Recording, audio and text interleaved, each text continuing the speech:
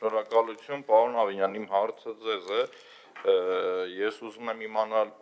երկարաժամկետ հատվածում դուք կոնցեպտուալ ամբողջական լուծում ունեք այս կոյուղատարերի հետ կապված, դա չի վերաբերվում միայն այդ փողոցներին, որտեղ որ ջրահեռացման խնդիրներն են կամ մյուսը, այլ նաև շենքերի տակի կոյուղատար համակարգին, որովհետև պարզ է, որ դա բնակիչների սեփականությունն է, քաղաքային իշխանության խնդիրը չի,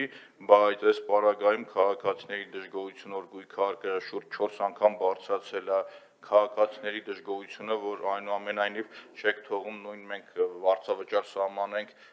շոթչիկներին, կաբելային հեռուստաընկերություններին կամ մյուսին, որ կարողանանք ավել գումար գեներացնենք կամ համատիրություն թաղապետարան եւ բնակիչ այդ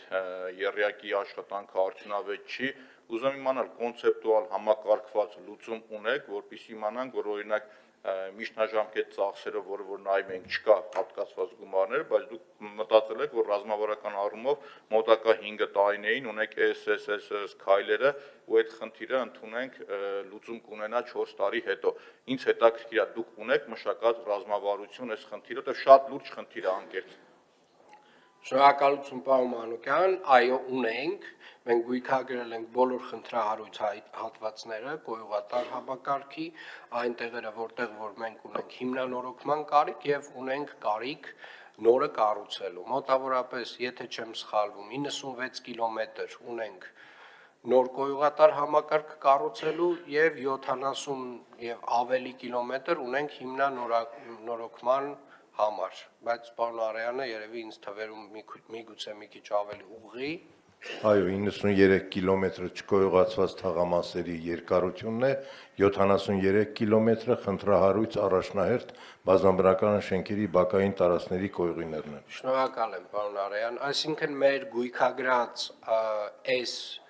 ամբողջական, այս խոսում եմ կոյուղատար համակարգի մասին, այս մեր գույքագրածով, եթե մեր ընդհանուր տեմպը հաշվի առնենք, մոտավորապես մենք մի 5-6 տարում ամբողջապես կոյուղատար համակարգի խնդիրը կլուծենք, եթե տեմպը մի փոքր ավելացնենք, նաև կառավարության գործընկերների հետ բանակցությունների արդյունքում, միգուցե ավելի շուտ։ Մի փոքր ավելի ուշ ենք սկսել հեղեղատար համակարգի հիմնանորոգումները, այս տարի ունենք շատ կոնկրետ հատվածներ, ամենախնդրահարույց 2 հատվածներում հեղեղատար համակարգի ամբողջապես վերափոխում եւ հիմնանորոգում եւ սա էլ այսպես ասած դառնում է մեր ծրագրային օրակարգի մի մասը եւ հետեւապես էլի տեսանելի ապագայում ամբողջ համակարգը փոխարինվելու է։ Այսինքն այս գույքագրումը արել ենք եւ փաստացի 2022 թվականից ամեն տարի մենք աշխատանք ենք կատարել, որպեսզի խնդիրը լուծենք եւ շատ տեղերում իրապես լուծել ենք։ Ինչ վերաբերում է ձեր հարցին, որը համատիրությունների հատվածին վերաբերող հարցին, տեսեք, մենք արդեն իսկ Երևանի քաղաքապետարանը էական աշխատանք անում է, որը որ մեր իրավական ֆունկցիան չի։ Սկսած հենց այս նույն կոյուղատար համակարգերի հիմնանորոգումից եւ նորոգումից, հա մենք չպետք է անեինք, բայց արել ենք, հիմա փաստացի ֆինանսավորումը կառավարությունն է տալիս, այս տրամաբանությունը արդեն ճիշտ տեղն է ընկել։ Բայց մենք օրինակ շարունակում ենք վերելակների փոխարինումը եւ Երևան քաղաքում 2600-ին մոտ արդեն վերելակ ենք փոխարինել եւ մնացել է 1800-ի կարգի։ Եվ սա նշանակում է, որ այնուամենայնիվ մենք այդտեղ էլ որոշ դեպքերում ֆինանսավորում հատկացնում ենք, ինչ վերաբերում է ներսի հատվածներին, բոլոր այն տեղերում, որտեղ որ մենք կտեսնենք, որ մեր արած դրսի աշխատանքը բավարար չի, մենք կդիտարկենք նաև ֆինանսավորում հատկացնել հենց համատիրություններին, համատիրությունների միջոցով շենքերի ներսի խնդիրը նույնպես լուծել, բայց խնդիրը պետքա այսինքն ես չեմ հիշում դեպք, երբ որ մենք ինչ որ մի բան դրսում անենք կոյուղատար համակարգի հետ կապված եւ համատիրությունը իր ներսի խնդիրը չլուծի, կլինի մեր աջակցությամբ, թե առանց մեր աջակցության։ Արձագանք։ Վերջի խոսքի հետ կապված կարող եմ մեծ ցուցակ ներկայացնել, ինչքան չեն արել, շատ բազում, ու ինչքան կա որ դիմել են համատիրություններին ու թաղապետարաններին չեն արել, իմ էջերում էլ բազում հրապարակել եմ, բայց իմ հարցը մի քիչ ուրիշ էր, պարոն Ավինյան, հարցի տրամաբանությունը կայանում էր հետևյալում, որ այսօր կա Վիոլա ջրի հետ, կառավարության հետ ինչ որ հարաբերությունների ոչ հարթ լինել, դրա արդյունքում տուժում է մեր քաղաքացին։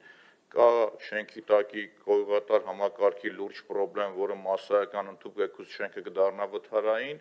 այսինքն այդ իրավական դաշտը շատ վատ վիճակում է կամ չգիտեմ ինչ վիճակում է, տուժում է մեր քաղաքացին։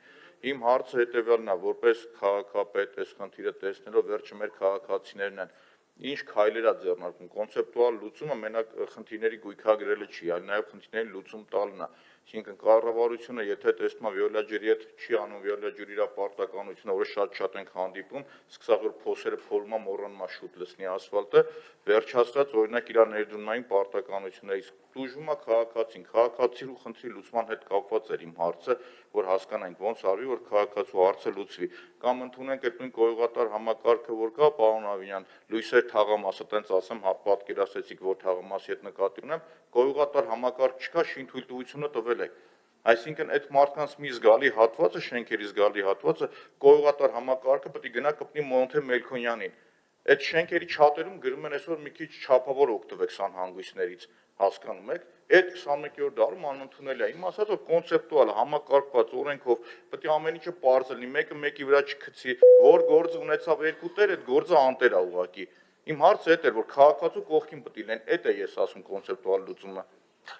Պարոն Մանուկյան, որքան էլ որ իրավական առումով էլի հարցը մերը չի, այդ կոնցեպտուալ լուծումը մենք ենք առաջարկել եւ մենք ենք փաստացի տալիս։ Եվ եթե իմ խոսքին ուշադիր եք, ես ասում եմ, այն տեղերում, որտեղ որ մենք աշխատանք արել ենք դրսի հատվածում, այսինքն այն հատվածում, որտեղ որ այսպես ասած կառավարությունն է այսօր ֆինանսավորում։ Այսինքն մենք հասցնում ենք շենքի մոտ, ես չեմ հիշում դեպք, երբ որ մենք դուրսը նորոգումը անում ենք ու շենքի ներսում այդ նորոգումը տեղի չի ունենում։ Այո, բազմաթիվ տեղերում դեռևս խնդիրը կա, բայց չի նշանակում, որ մենք համակարգային լուծումները չենք տալիս։ Որտեղ որ դուրսը արեցինք, օրինակ ասեմ, Խաղաղ Դոնի շենքերը։ Խաղաղ Դոնի շենքերում 40 տարի իրենց նկուղներում լցվում էր կոյուղաջուր։ Երբ որ մենք դրսի աշխատանքը արեցինք ամբողջապես, նաև համատիրությունը արեց ներսի աշխատանքը։ Թե ինչպես արեց, դա երկրորդ հարցն է։ Այսինքն այդ ամբողջական աշխատանքը կազմակերպվեց։ Մենք որևէ տեղ չենք անում աշխատանք, հետո կիսատ թողում ասում ենք դե շենքի ներսը դուք ոնց որ ձեր գլխի ճարը տեսեք։